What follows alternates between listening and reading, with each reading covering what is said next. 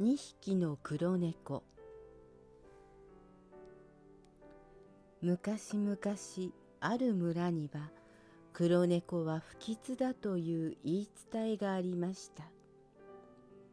そのため黒猫を飼う人はいませんし、黒猫を見たら石を投げたりするのです。そばに寄られただけで悪いことが起こると信じられ、捕まってひどいことをされることはないものの、誰からも愛されませんでした。そのためその村にはたった一匹の黒猫以外他にはいませんでした。そのたった一匹の黒猫は村外れに住む老人に飼われていました。老人は一人で暮らしていましたが、ある日今まで飼っていた猫が子供を産み、その中に真っ黒な猫が生まれてきてしまったのです。老人は生まれてきた猫に問題があるわけでもなければ、自分から好きで黒い体を選んだわけでもないのだからと、その猫にフェリスと名前をつけて飼うことにしました。他の兄弟猫たちはみんな他の人にあげてしまい、母親猫と黒猫の2匹だけが家族となったのです。ところがその母親猫も子供を産んで1年もした頃に亡くなってしまいました。老人が黒猫を飼っていることを知っていた村人たちは黒猫のたたりだと騒ぎました。けれど老人は、お前にそんなことをする力があるとは思えないよ。好き好んで黒い猫に生まれたわけでもないのにな。一番つらいのは母親を亡くしたお前自身だというのに。老人はそう言って黒猫を撫でてくれました。けれど老人がどんなにフェリスを大事に思っていても村の人たちの態度は変わりません。そのためフェリスはできるだけ村の人に会わずに済むように人がいない場所を探して散歩をしました。それでも万が一村の人に出会ってしまったら石を投げられたり砂をかけられたり、とにかくひどい目に遭うことになるのです。もしもフェリスが村人のために怪我でもしたら、老人が悲しむことを知っていました。だから決して村人に会わないようにしようと思っていたのです。けれどフェリスは思っていました。もしも真っ白な毛皮だったら、真っ白でなくてもせめて茶色だったら、自分の人生はもっと変わっていたのではないか。他の猫のように誰からも可愛がられて、家族以外からもおいしいものをもらったりしていたのではないかと、そんなことを考えていました。そして今日も村人の目を避けるように日向ぼっこをしていました。時折友達の猫が姿を見せますが、黒猫のフェリスといるところを見られたら自分も石を投げられるのではないかと、すぐにいなくなってしまいます。ああ、僕は一りぼっちだ。いや、飼い主がいるから一人じゃないか。空を見ればまるで魚のような形をした雲が浮かんでいます。魚みたいだな。いつだったかな、魚を最後に食べたのは。フェリスの飼い主はとても貧しく、魚なんて食べることができないのです。ご飯だってもらえない日もあるくらいです。それでも飼い主を責めることはできません。どんなに食べるものがなくても、少ない食べ物の中からフェリスにくれることを知っているからです。今日はご飯があるかな。昨日は飼い主が一かけらのパンしかなく、それをフェリスにくれたのですが、フェリスが全部食べては飼い主の食べるものがなくなります。だからどんなにお腹が空いても、フェリスは飼い主の分を食べることはしませんでした。そんなフェリスの優しさを知っている飼い主はフェリスにこう言いました。お前は本当に優しい猫だね。わしのことを気遣ってくれて。そしてこうも言います。わしがもっと裕福だったら、お前だってお腹いっぱいに食べることができるのに、申し訳ないな。そう言ってフェリスをおじいさんのベッドに入れてくれます。お腹がいっぱいになることはないのだけど、老人と一緒のベッドに眠れるだけで幸せだと思うフェリスなのです。ある日、いつものように散歩をしていると、一匹の黒猫に出会いました。その猫は元気な声でフェリスに話しかけてきました。やあ、どうしてそんなにボロボロの格好をしているんだい？言われる通り、フェリスの毛皮はボロボロで艶がなく、食べるものがないためガリガリに痩せているのです。僕の飼い主はとても貧乏なんだ。だから食べるものがないのさ。君は僕と同じ黒猫なのに、とても毛艶がいいね。この村の猫ではないんだろう。ああ、俺はずっと遠くの村から来たんだ。毛艶がいいのはおいしいものをたくさん食べていたからだろうな。フェリスは驚きました。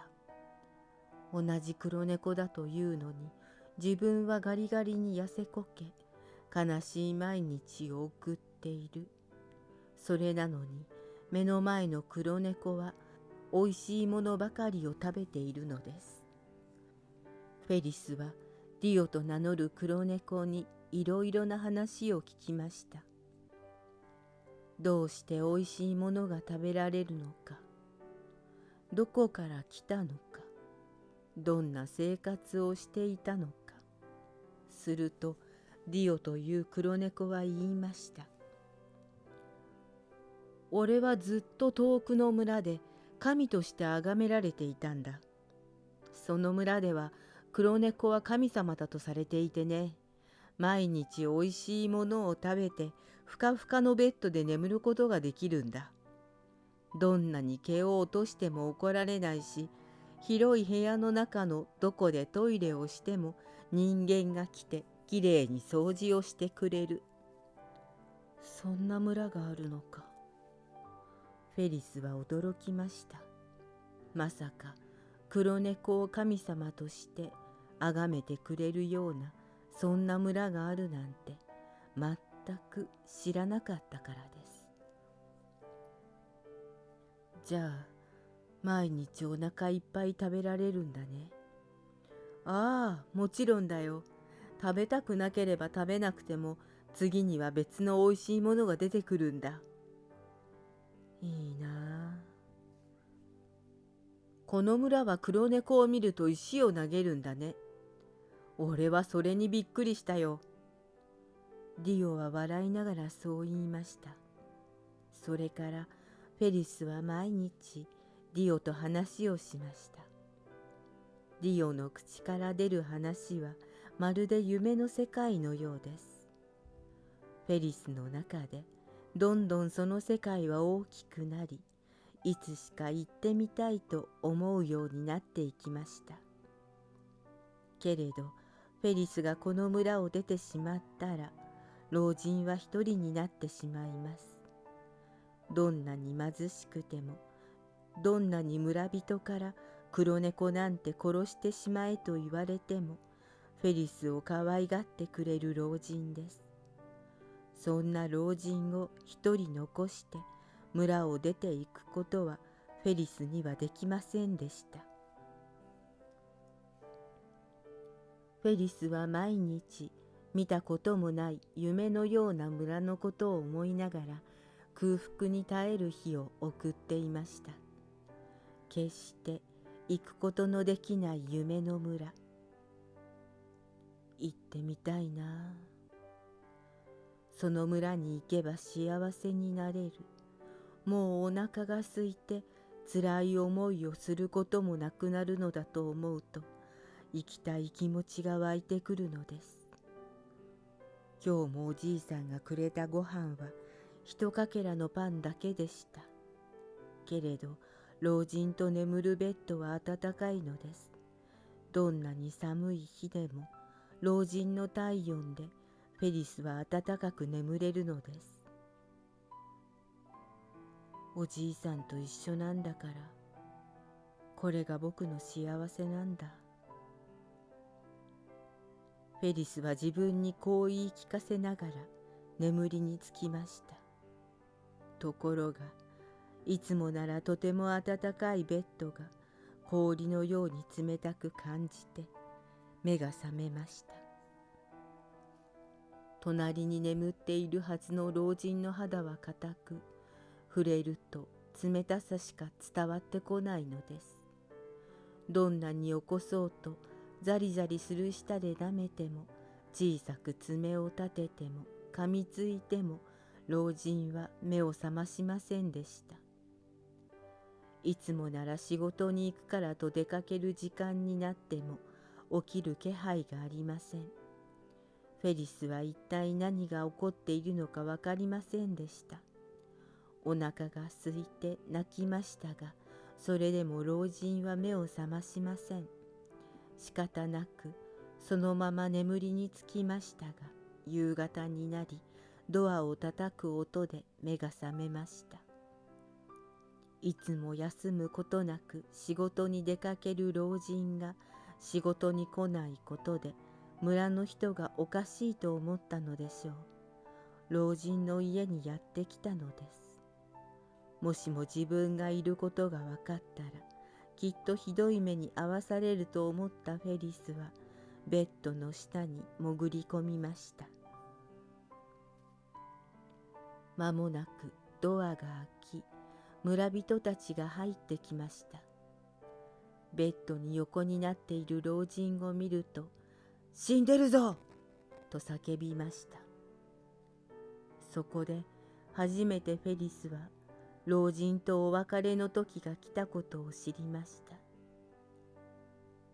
おじいさんが死んだのなら、僕がこの村にいる理由がなくなったってことだね。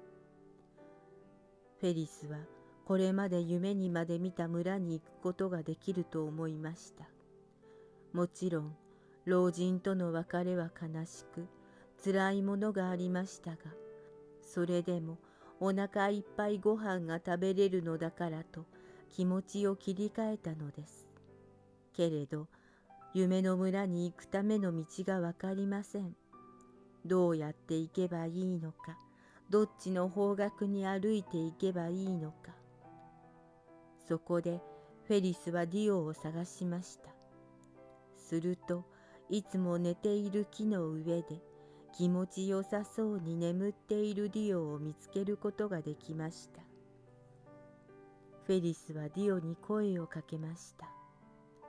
ディオ、僕は君のいた村に行くよ。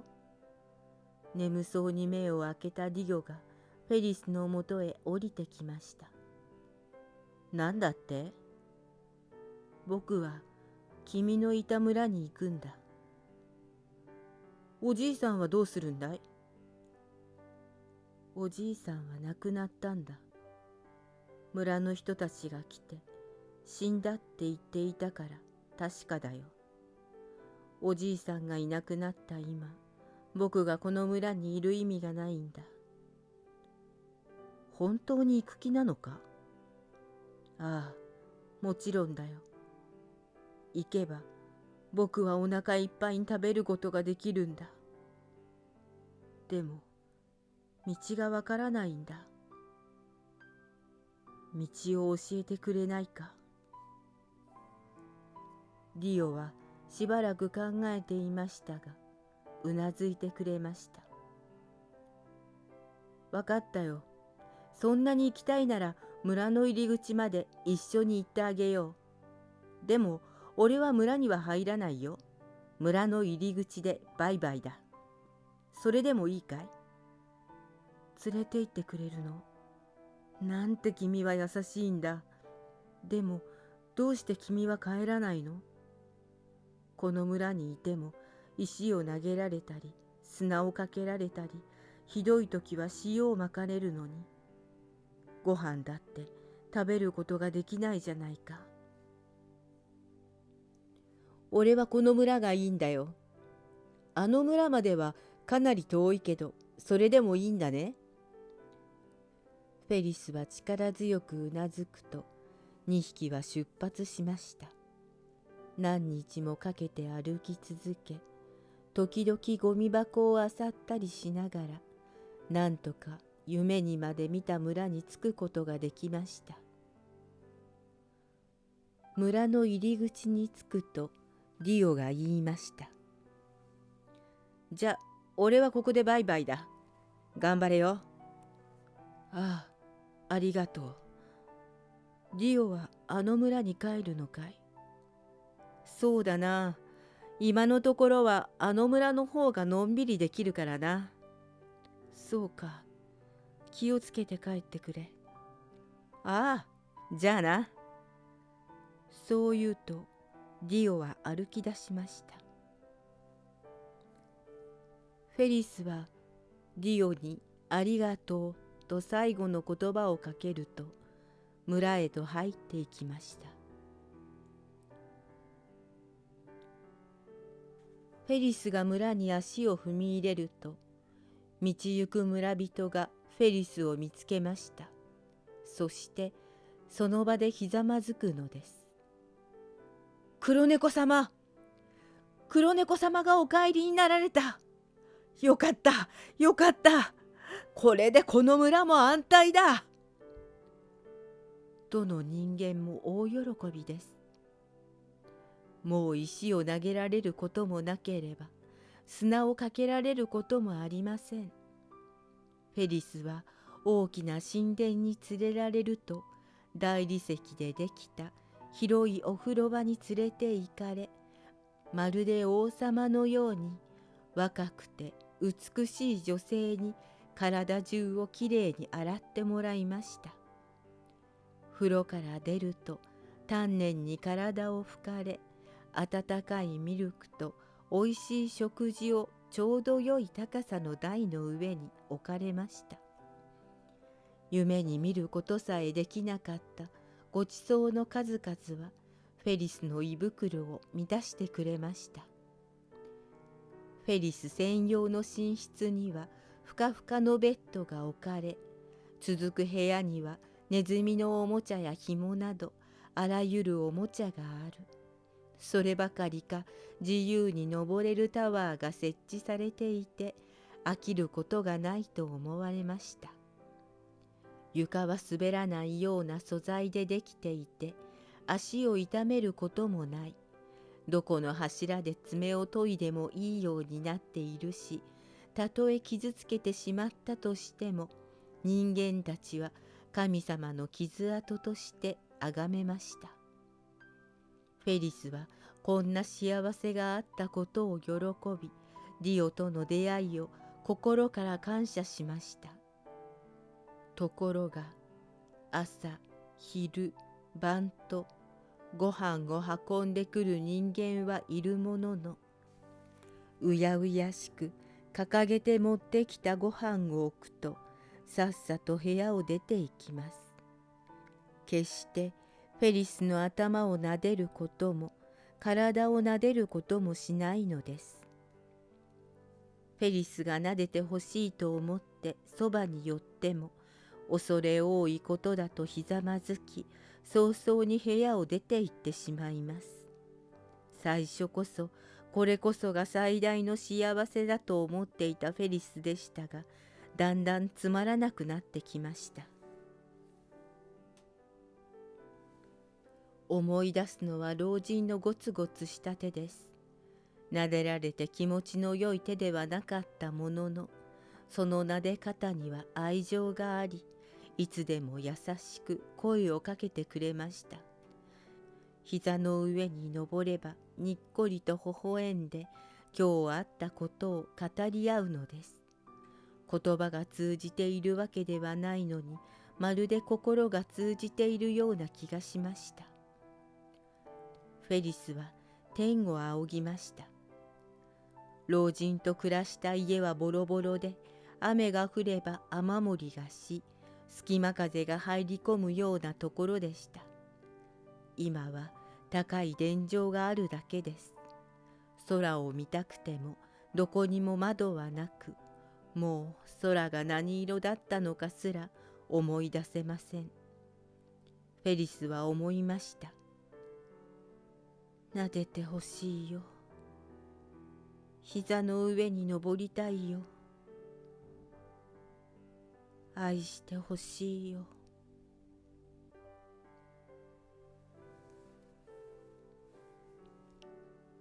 どんなにお腹が空いていても、老人との生活は楽しいものでした。小さな一かけらのパンを分け、体を寄せ合って眠る。優しく撫でてくれて、いつでも言葉をかけてくれる。好きな時に外を散歩して、好きな時間に老人のもとに帰る。どんなに石を投げられても、砂をかけられても、村人の仕打ちに悲しい怒りが湧いても、家に帰れば老人に愛されていることを知ることができたのです。空が見たい。フェリスは広い部屋の中で代わり映えのしないおもちゃを眺めながらそう思いました。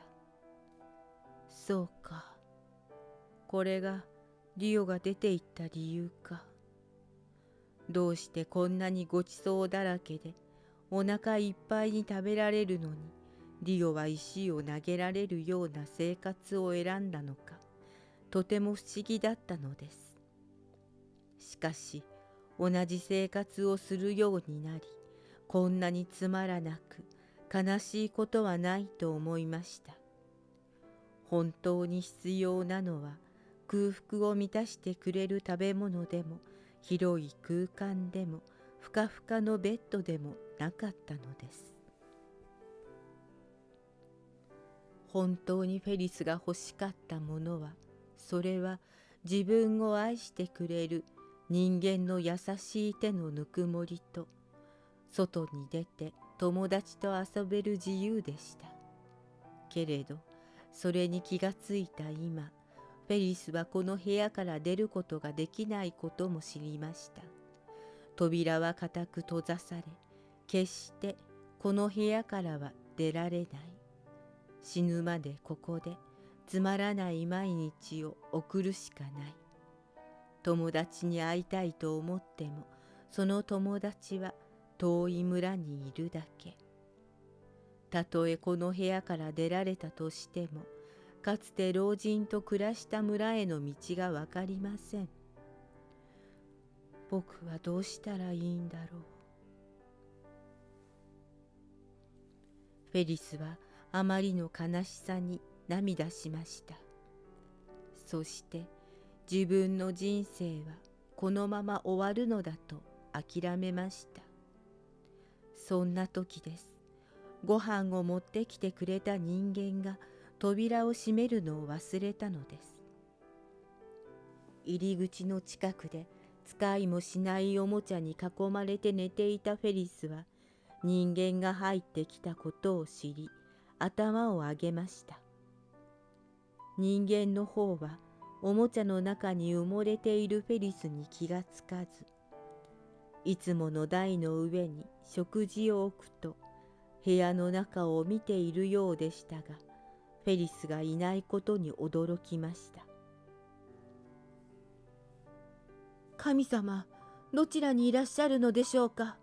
お隠れにならずに出てきてくださいまし。お食事をお持ちいたしました。どうかお出ましください。そう何度も震えながら叫んでいました。フェリスは今だと思いました。今を逃したら二度と外に出るチャンスはやっては来ないでしょう。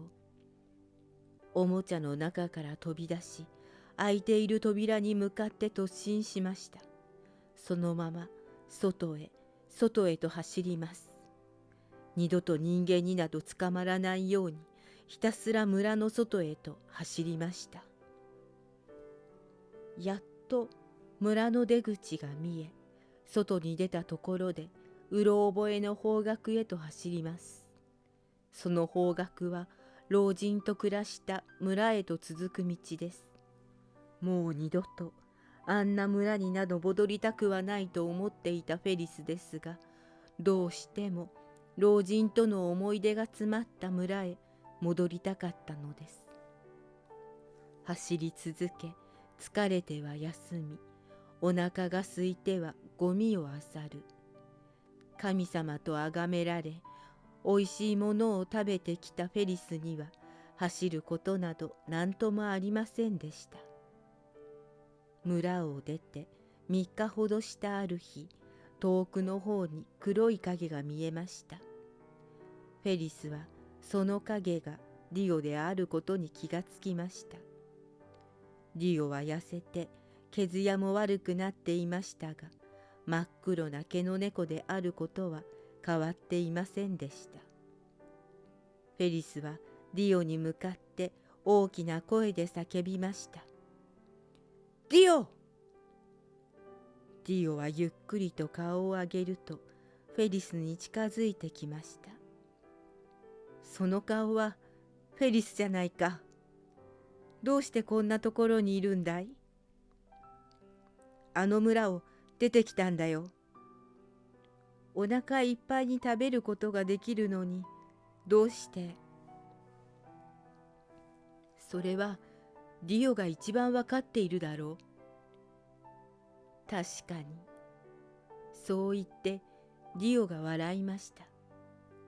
それでディオはどうしてここにいるんだい？あの村が気に入ってたんじゃなかったの？飽きたのさ。別に石を投げられようと砂をかけられようと、そんなのはいくらでも避けることができるけど、黒猫だというだけで友達ができないようなところはつまらないよ。だから他の村に行こうと思うんだ。そうか。僕も友達に会いたかったんだ。ディオの言う通り、あの村に帰っても黒い毛をしたフェリスを快く迎えてくれる友達などいません。それどころか、きっとどうして帰ってきたのだと嫌な顔をされるだけでしょう。だったら、俺と一緒に他の村に行かないか？一緒に？ああ、黒猫だからって石を投げてこない。黒猫だからって神様扱いしない。そんな村があるはずだよ。フェリスは顔を輝かせました。そしてディオと一緒ならどんなに楽しいだろうと思いました。だからフェリスは大きく力強くうなずきました。もう一人ではありません。この先ディオと一緒なら寂しいこともないし、辛いことがあっても2匹なら乗り越えていけると思いました。ディオ、君は僕の友達なんだよね。友達？ああ、そうか。俺はフェリスがいなくなってからずっと会いたいと思っていた。これが友達ってことか。フェリスもディオも心から嬉しいと思いました。老人がいなくなってから心の中にぽっかりと開いてしまった穴がディオという黒猫によって埋められたのです。もう寂しくなんてありません。ディオもまた同じことを考えていたようです。